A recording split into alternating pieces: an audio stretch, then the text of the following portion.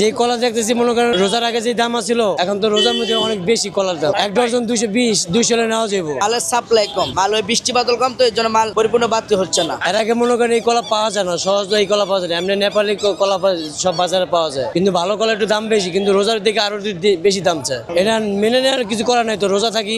সরকার দেখা যাবে 1 মাস গেলে বোঝা যাবে সরকার কি করে না করে। এখন তো মনে করেন এখন পর্যন্ত নিয়ন্ত্রণ আসে না। বাজার নিয়ন্ত্রণ করতে গেলে আরো 1-1.5 মাস লাগবে, তারপর বোঝা যাবে কি হাল। এর আগে তো বোঝা যাবে না ভাইয়া। রমজান আগে দাম কম ছিল, তখন হলো আলাদা হিসাব। আর এখন তো নতুন সরকার, এখন দেখা গেছে রাস্তাঘাট জ্যাম। আপনি মনে করেন পুলিশ প্রশাসন নাই, 2 দিন লাগে, 3 দিন লাগে, 1 সপ্তাহ লাগে বেটার জিনিসটা মালটা আইতে। ওই অনুযায়ী মনে করেন বাজার অনুযায়ী দাম বাড়ে, দাম কমে। যে 2 দিন আগে ছিল একদম, আর 2 দিন না হওয়ার আগেই দাম বেশি, তাহলে কেমনে বুঝুন বল করেন। ওই বেটারও তো সংসার আছে, ওই বেটা তো বেচা খায়। এখন উনি তো আর এক জায়গায় আনে, আর এটা জিনিসটা হলো মনে করেন সরকার নিয়ন্ত্রণ করতে পারবে, এছাড়া কেউ পারবো না। আর ম্যাজিস্ট্রেট তো মনে করেন জায়গায় জায়গায় ঘুরতেছে, তো আর প্রতিদিন তো এক পিছিয়ে লেগে থাকবো না, লেগে থাকবো। যে জায়গাতে খাদ্যমূল্য আইতেছে ওই জায়গায় ধরতে হইব, সিন্ডিকেট ধরতে হইব। সিন্ডিকেট না যদি আমি বাজারে পিছিয়ে ম্যাজিস্ট্রেট ঘুরে, আর এত সংসার আছে, আর আমার তো নিয়ে খাইতে হইব। জেনে নিতাম 1 কেজি নিতে পারবো, হাফ কেজি, আর যদি বারে দেখা যাচ্ছে হাফ কেজি আমি আরো নিতে হইব। এখন তো কিছু করার নাই। এছাড়া ম্যাজিস্ট্রেট যতই ঘুরুক, ওই জায়গা মতো না গেলে ম্যাজিস্ট্রেট কিছু করতে পারবো না। এমন না যে ডাবল বিক্রি করতেছে, এখন কিছু করার নেই ভাই। জায়গা মতন ম্যাজিস্ট্রেট যাইয়া পরে জায়গা মতো যাই সিন্ডিকেট ধরতে হইব। কমার বেশি,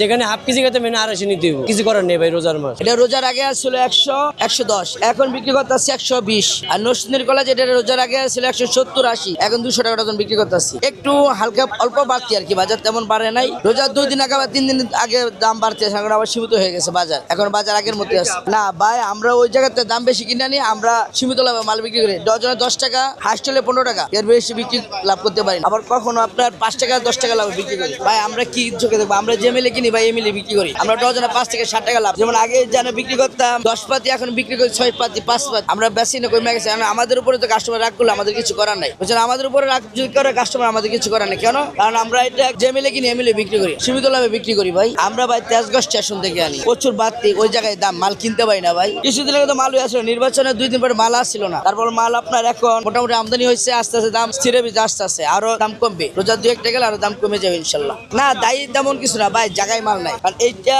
এখন ওই জায়গায় যেখানে আপনার টাঙ্গাইল থেকে আসে, ওই জায়গায় মাল কম, মালের সাপ্লাই কম, মাল ওই বৃষ্টি বাদল কম, তো এর জন্য মাল পরিপূর্ণ বাড়তি হচ্ছে না। বাড়তি না হলে তো কাটতে পারবে না, যা প্রয়োজন তা আসতে আসে না মাল, এর জন্য একটু দাম বাড়তি আর কি।